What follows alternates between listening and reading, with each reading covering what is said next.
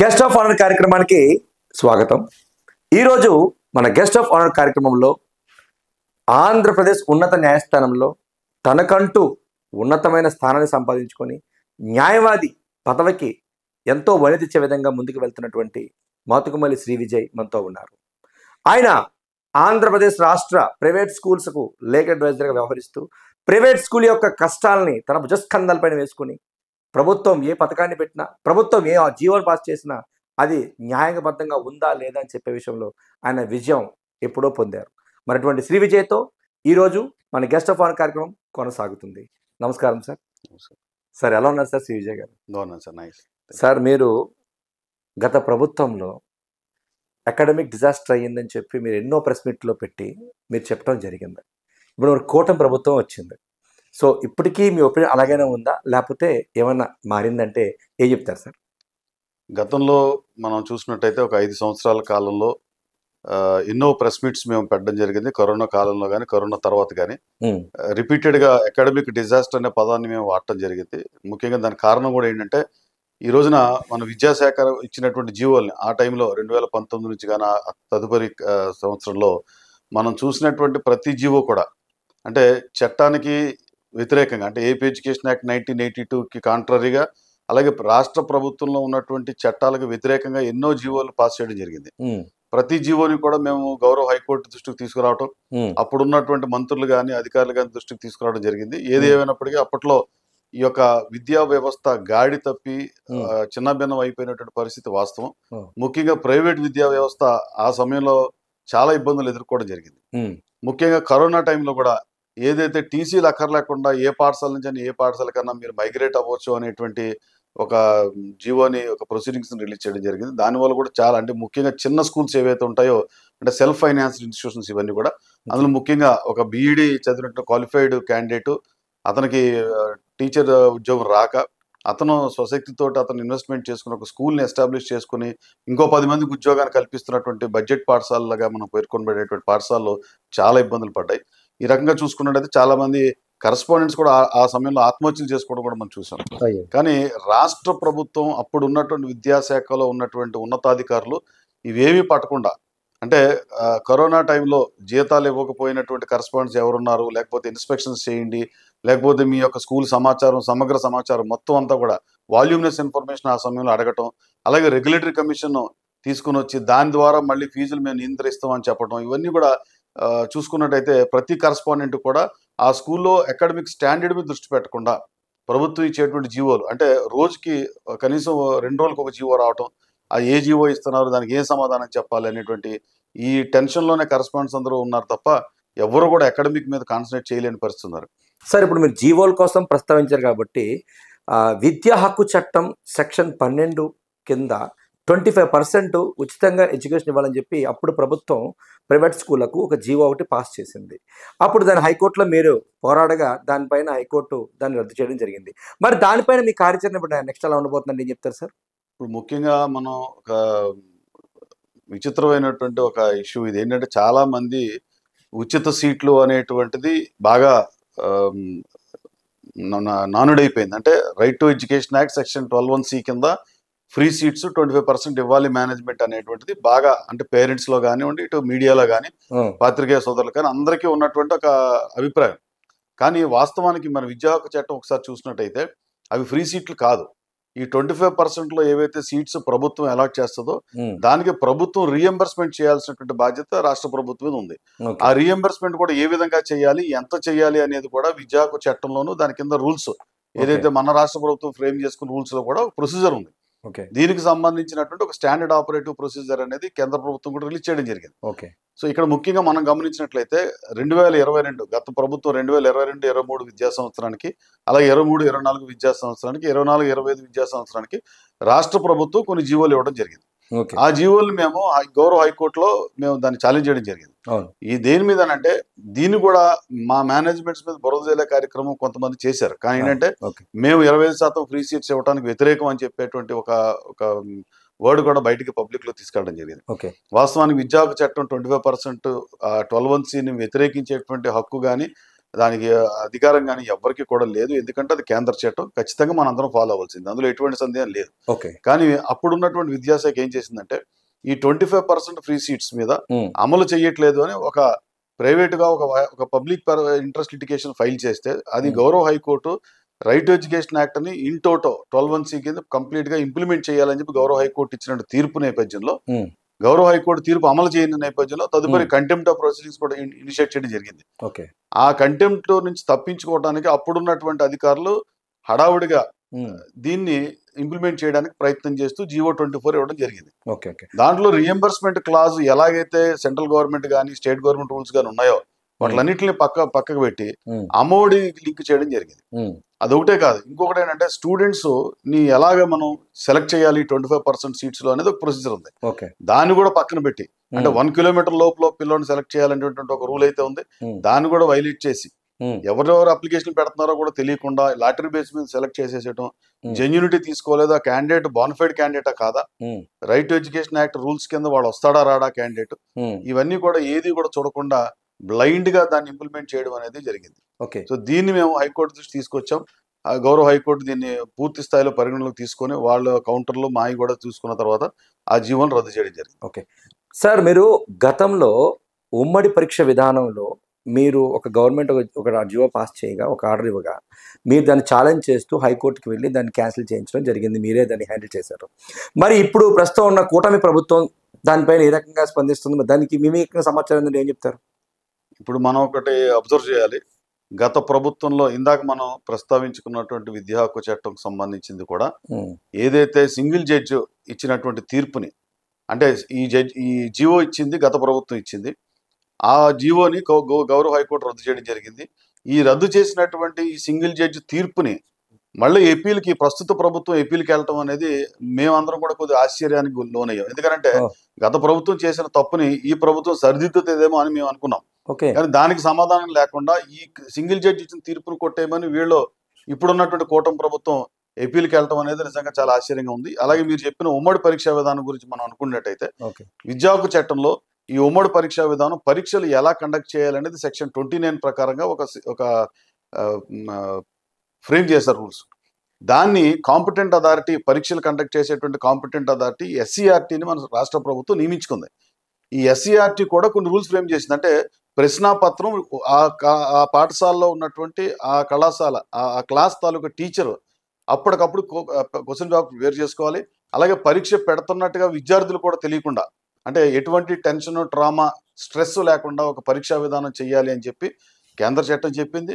మన రాష్ట్ర ప్రభుత్వం కూడా ఎస్సీఆర్టీ రూల్స్ లో చాలా స్పష్టమైనటువంటి అవగాహన పెట్టినప్పటికీ కూడా ఈ కామన్ ఎగ్జామినేషన్ బోర్డు అనేటువంటి ఒక బోర్డుని ఫ్లోట్ చేసి, ఇది కామన్ ఎగ్జామినేషన్ బోర్డు అనేది ఎప్పటి నుంచో ఉంది, కానీ ఏంటంటే కంపల్సరీ చేసి ప్రతి క్లాస్ కి కూడా యూనిట్ ఎగ్జామినేషన్ ఇంతకు ముందు ఉండేవి, ఇప్పుడు FA1 కింద మార్చారు.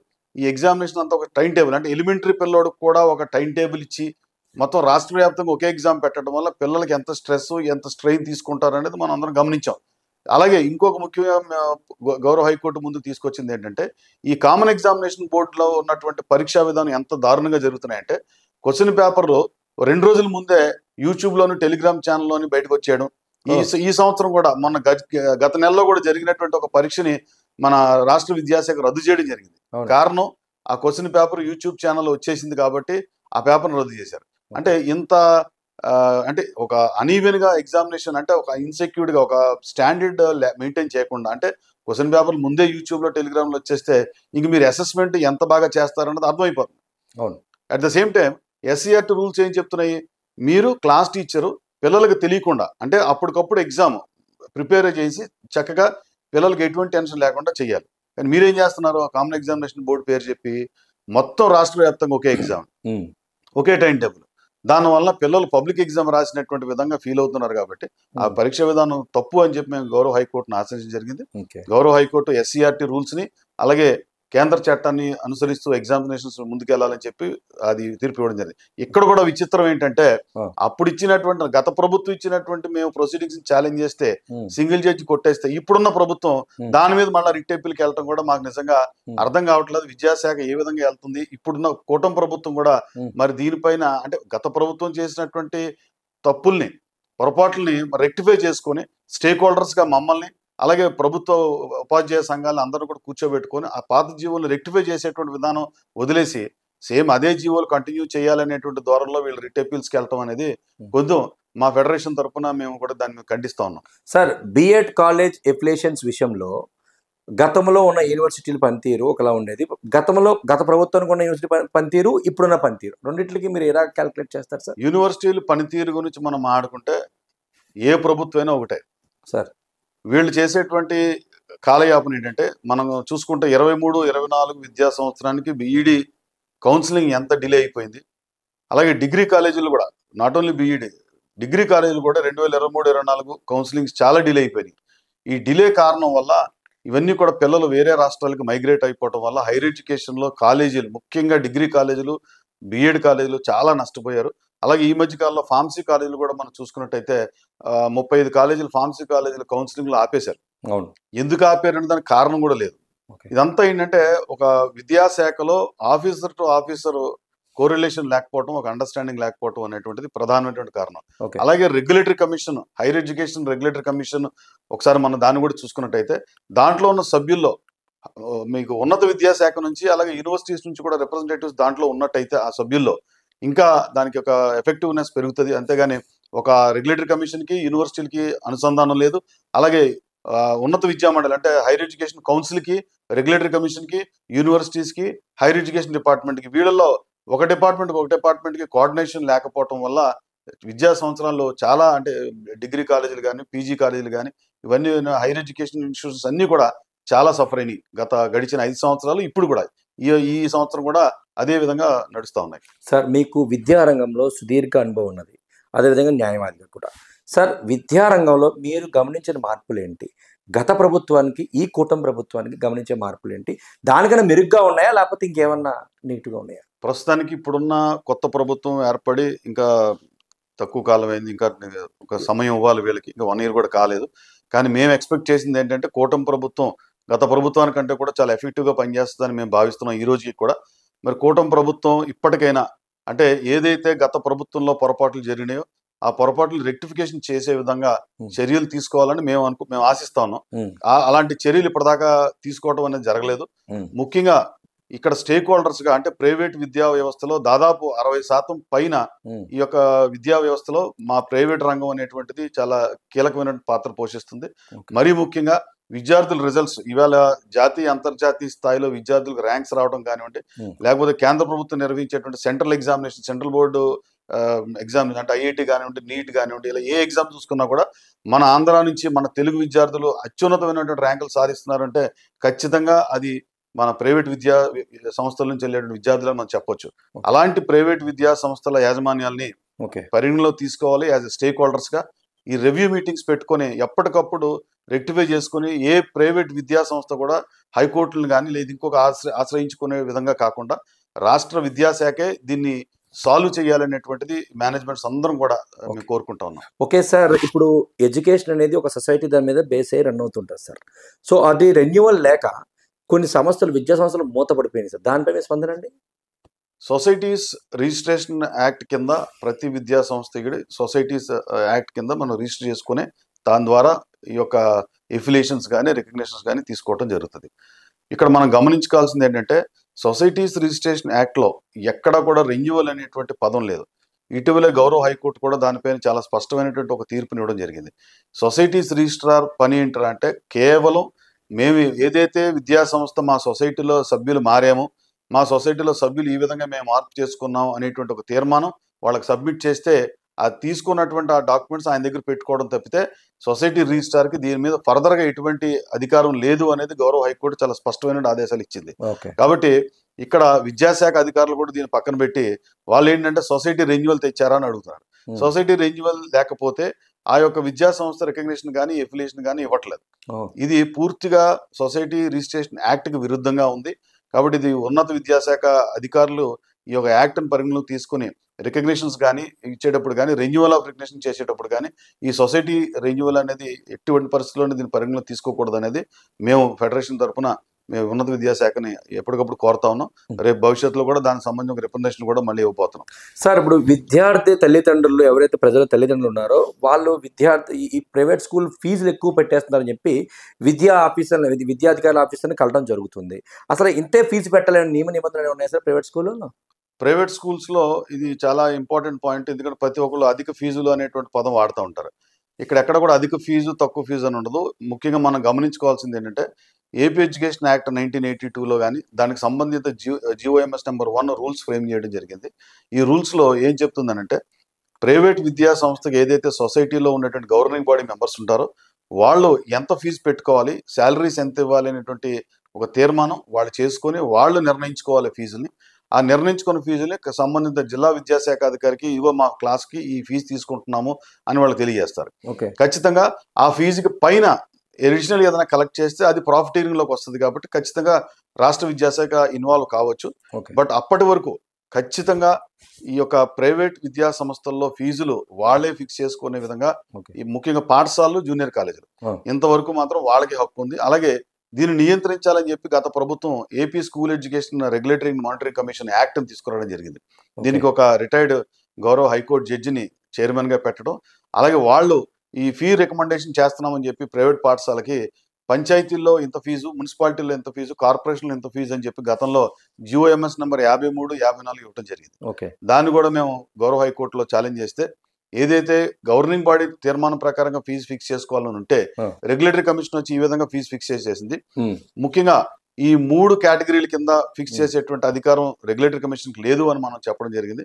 ఆ జీవోను కూడా గౌరవ హైకోర్టు కొట్టివేయడం జరిగింది. అది కూడా మనం గమనించుకోవాల్సిన అవసరం ఉంది. ఓకే సార్, విద్యాశాఖ మంత్రి కానీ లేకపోతే విద్యా అధికారులు కానీ ఎవరైనా ఏదైనా నిర్ణయాలు చేసినప్పుడు ప్రైవేట్ స్కూళ్ళు దృష్టిలో పెట్టుకొని చేస్తున్నాయి, లేకపోతే ప్రభుత్వ పాఠశాలలు ప్రభుత్వ ఉపాధ్యాయుల్ని దృష్టిలో పెట్టి నిర్ణయాలు చేస్తున్నాయి అంటే మీ సమాధానం సార్?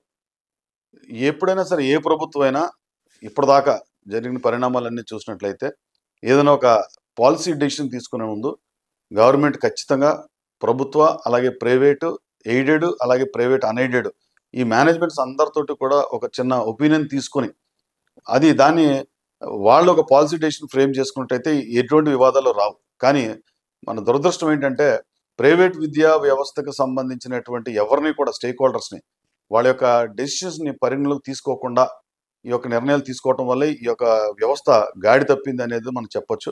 ఎందుకంటే ఇందాక కూడా చెప్పా, ప్రైవేట్ విద్యా వ్యవస్థ సంస్కరణలకి, మార్పులకి ప్రైవేట్ విద్యా వ్యవస్థ పెద్దపీట వేస్తుంది. కాబట్టి ఈ యొక్క ఎఫర్ట్ అంటే ఎగ్జామినేషన్ ఎలా చేయాలి, ఎవాల్యుయేషన్ ఎలా చేయాలి, స్టడీ వర్క్ ఎలా ఉండాలి అనేటువంటి ఒక ఎఫెక్టివ్ టీచింగ్ మెకానిజం అనేది ప్రైవేట్ విద్యా వ్యవస్థలో ఉంది.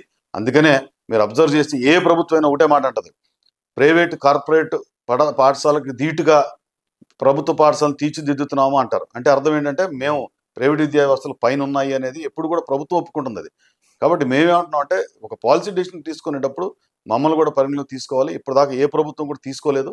ఇప్పుడున్న కూటమి ప్రభుత్వం ఈ విషయాన్ని పరిగణలోకి తీసుకుంటుందని మేము భావిస్తాం. ఓకే సార్, మరి సార్ ఫైనల్గా మా 7 Time న్యూస్ ప్రేక్షకులకు, ప్రజలకు ముఖ్యంగా విద్య అనేది చాలా చాలా చాలా ఇంపార్టెంట్. మరి మీరు ఉన్నతమైన విలువలతో పెరిగి మంచి స్కూల్ని కూడా రన్ చేస్తూ మీకు మంచి ఉన్నతమైన న్యాయవాదిగా కూడా పేరుంది. అసలు మీరేమి సందేశాన్ని ఇస్తారు మా ప్రేక్షకుల కంటే మీ సమాధానం అండి? ముఖ్యంగా తల్లిదండ్రులకి నేను విజ్ఞప్తి చేసేది, ఈ right to education act 12(1)(c) కింద ఫ్రీ సీట్స్ అనేటువంటి కాన్సెప్ట్ ఏదైతే ఉందో అది ప్రభుత్వం నుంచి రియంబర్స్మెంట్ రావాల్సిన అవసరం ఉంది ఖచ్చితంగా. రెండోది, ఏ విద్యార్థిని ఆ సెక్షన్ 12(1)(c) కింద ఏ విద్యార్థి వస్తాడు అనేటువంటి దానికి కూడా పారామీటర్స్ ఉన్నాయి.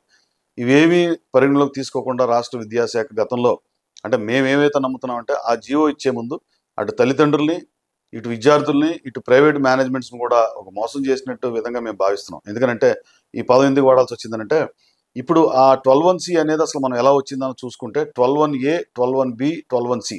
అంటే 12(1)(a) అంటే ప్రభుత్వం ముందు ఫస్ట్ గవర్నమెంట్ స్కూల్స్లో పిల్లల్ని చేర్పించాలి, కంపల్సరీ ఎడ్యుకేషన్ ఇవ్వాలి. 12(1)(b) అది ఎయిడెడ్ స్కూల్స్ సంబంధించింది.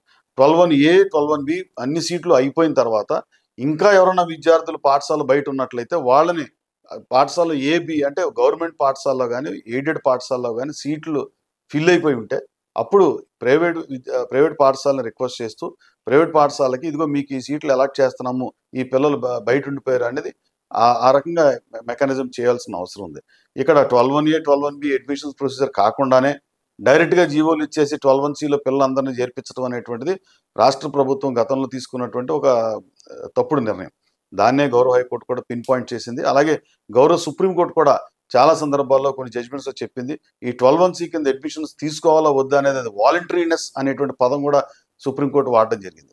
కాబట్టి ఇవన్నీ పక్కన పెట్టి స్ట్రైట్ అవే అడ్మిషన్స్ ఇవ్వడం జరిగింది. ఇప్పుడు మనం చూసుకున్నట్టయితే 2022-23 విద్యా సంవత్సరంలో పిల్లలు ఈ 12(1)(c) ఏదైతే ప్రభుత్వం ఇచ్చిన జీవో ప్రకారంగా జాయిన్ అయిపోయారు. 23-24లో కూడా మళ్ళీ జాయిన్ అయ్యారు. ఇప్పుడు 24-25 కూడా మళ్ళీ జాయిన్ అయ్యారు. ఇక్కడ మీరు విచిత్రం ఏంటంటే 2022-23, 23-24 విద్యా సంవత్సరంలో ఇచ్చిన జీవోలు గౌరవ హైకోర్టు కొట్టేసింది. ఇప్పుడు ఆ పిల్లల పరిస్థితి ఏంటి? ఆ పిల్లలకి మేము చదువు చెప్పాలా, వాళ్ళకి టీసీ ఇవ్వాలా? టీసీ ఇచ్చే పరిస్థితి మేనేజ్మెంట్ నిర్ణయం తీసుకోదు. ఎందుకంటే అంత ఎక్స్ట్రీమ్ డెసిషన్ మేనేజ్మెంట్స్ ఎప్పుడు తీసుకోదు. పిల్లల్ని చదివించాలని మేము కూడా కోరుకుంటాం. కానీ ఏ విద్యార్థి కూడా ఎవరు కూడా టీసీ ఇవ్వలేదు. కానీ మరి రాష్ట్ర విద్యాశాఖ ఇప్పటికైనా దాని మీద ఒక సమీక్ష నిర్వహించుకొని ఏం చేయాలన్నది ముందుకు వెళ్ళాలి. కానీ గవర్నమెంట్ ఆ సింగిల్ జడ్జి ఇచ్చినటువంటి ఉత్తర్వుల మీద మళ్ళీ అప్పీల్కి వెళ్ళడం అనేటువంటిది ఇది చాలా ఆశ్చర్యకరమైన విషయం. మేము కూడా దాని మీద మా సభ్యులతో డిస్కస్ చేస్తున్నాం. రాబోయే రోజుల్లో మళ్ళా మంత్రుల్ని అలాగే మన గౌరవ ముఖ్యమంత్రిని కూడా కలిసి ఏ విధంగా దాన్ని ముందుకు తీసుకెళ్లాలని ఆలోచన చేస్తాం. అలాగే పేరెంట్స్కి ముఖ్యంగా నేను ఇచ్చే మెసేజ్ ఏంటంటే మీ ఛానల్ ద్వారా మీరు అడ్మిషన్ చేసేటప్పుడు మీ స్థాయి అంటే మీరు ఏ విధంగా ఎంతవరకు అయితే మీ పిల్లవాడికి మీరు పెట్టగలుగుతున్నారు, లేదా మీ ఆశలు అంటే మీకు ప్రతి తండ్రికి తల్లికి ఒక డ్రీమ్ ఉంటుంది. ఆ డ్రీమ్ను ఫుల్ఫిల్ చేసుకోవడానికి మీకు దగ్గరగా ఉన్న పాఠశాల సరిపోతుందా, లేకపోతే ఇంకా మంచి బెటర్ ఫెసిలిటీస్ ఉన్నటువంటి పాఠశాలను మనం బేర్ చేయగలుగుతామా? ఈ పరిగణలో తీసుకోవాలి. అంటే పాఠశాలలో ఇన్ఫ్రాస్ట్రక్చర్, పాఠశాలలో ఫ్యాకల్టీని అంతా కూడా పూర్తిగా స్టడీ చేసి మీకు అన్ని విధాలుగా నచ్చితేనే ఆ పాఠశాలకు మీరు జాయిన్ అవ్వాలి. మరీ ముఖ్యంగా మీరు పాఠశాలలో జాయిన్ అయ్యేటప్పుడు వాళ్ళ ఫీజు ఎంత అనేటువంటిది ముందుగా మీరు తెలుసుకొని, సపోజ్ ఒక ఫీజు ఒక అమౌంట్ వాళ్ళు చెప్పారు, అదే అమౌంట్ వాళ్ళు కలెక్ట్ చేయాలి. అంతకంటే అమౌంట్ ఎక్కువ కలెక్ట్ చేస్తే మీ దగ్గర ఖచ్చితంగా అది ప్రాఫిటీరింగ్ అవుతుంది. అది చట్ట వ్యతిరేకం. కాబట్టి అది మీరు సంబంధిత విద్యాశాఖ అధికారుల ముందు తీసుకెళ్లొచ్చు. కానీ మీరు ఒక ఫీజు కమిట్ అయ్యి తర్వాత మళ్ళీ మీ మధ్యలో అడ్మిషన్ మానేయటం కానీ, లేకపోతే మీరు మళ్ళీ నెక్స్ట్ ఇయర్ వేరే స్కూల్కి వెళ్లే ముందు ఫీజు డ్యూ ఉంది మాకు టీసీ ఇచ్చేయాలి అని చెప్పి మళ్ళీ మీరు అధికారుల దగ్గరికి వెళ్తే ఇటీవల కాలంలో చాలా కేసులు అలా వచ్చినాయి. అంటే వాళ్ళు ఫీజు డ్యూ ఉన్నప్పటికి కూడా టీసీ అడిగినప్పుడు రిమైనింగ్ ఫీజు డ్యూ ఇమ్మన్నట్టు మనం మేనేజ్మెంట్స్ ఒత్తిడి చేయడంతో వీళ్ళు అధికారుల దగ్గరికి వెళ్ళటం, అధికారులు మీరు టీసీ ఇచ్చేయమని ఒత్తిడి చేయడం జరుగుతుంది.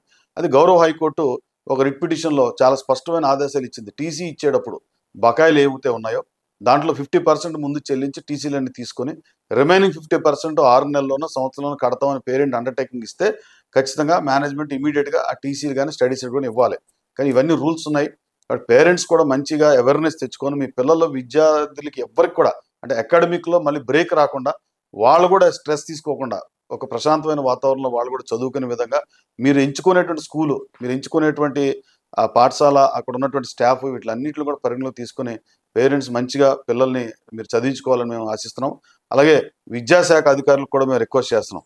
ఈ రోజున మనం చూస్తే విద్యాశాఖలో ఒక పక్కన అవినీతి, ఒక పక్కన ప్రతిదానికి కూడా అంటే ఏ ఫైల్ వెళ్ళినా దానికి ఫిక్స్డ్ రేట్ అనేది చూస్తా ఉన్నాం ఈ రోజుల్లో. మనం అంటే మిగతా డిపార్ట్మెంట్లో లేదా అంటే ఉందా లేదో మాకు తెలియదు. విద్యాశాఖలో అయితే మాత్రం చాలా ఫిక్స్డ్గా దీన్ని చేయడం జరుగుతుంది. దీన్ని కూడా ఇటీవల గౌరవ విద్యాశాఖ మంత్రి లోకేష్ గారు కూడా ఒక స్టేట్మెంట్ ఇవ్వడం జరిగింది. ట్రాన్స్పరెంట్గా అంటే నాన్ కరప్షన్ మెథడ్లో ఈ యొక్క ఎఫిలియేషన్స్ కానీ రికగ్నిషన్ కానీ చేయిస్తామని చెప్పి ఒక హామీ ఇవ్వడం కూడా జరిగింది. దీనికి ఎమ్మెల్సీ చిరంజీవి గారు కూడా గతంలో ఇదే విషయాన్ని కాకినాడ మీటింగ్లో కూడా ప్రస్తావించారు. మేము రాబోయే రోజులు ఇలాంటి ఒక మంచి పరిణామాలు ఆశిస్తా ఉన్నాం. కాకపోతే ప్రైవేట్ విద్యా సంస్థల తరఫున ఏవైతే ఫెడరేషన్ కానీ మా సంఘాలు ఉన్నాయో వీళ్ళందరినీ కూడా ఒక స్టేక్ హోల్డర్స్గా గుర్తించి ప్రతి పాలసీ డెసిషన్ వెనకాల కూడా మా నిర్ణయాలు కూడా పరిగణలోకి తీసుకోవాలని మనస్ఫూర్తిగా కోరుతాను. Sir anyhow thank you so much sir. మీ విలువైన సమయం మాకు ఇచ్చినందుకు thank you so much sir. Thank you sir.